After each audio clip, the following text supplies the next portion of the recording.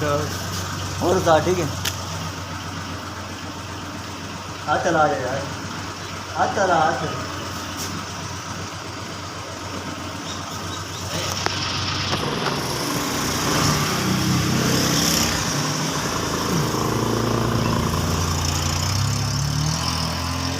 चलो जी, तो मेरा दोस्त शायद आया हुआ था अपने ही के डब्बे पे और अब चला गया है। तो मैं अपनी दुकान पे खड़ा हूँ।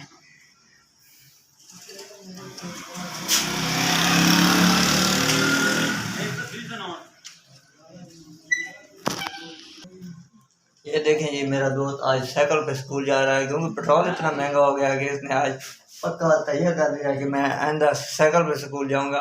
और जाना कहाँ है? बस्ती मलूक। बस्ती मलूक साइकिल पे जाएगा तो क्या था जाएगी। अरे रोज तो गया बात 10 बजे खास ही मर रहा 10।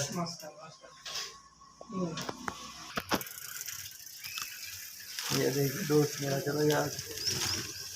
तो आज मौसम कैसा है?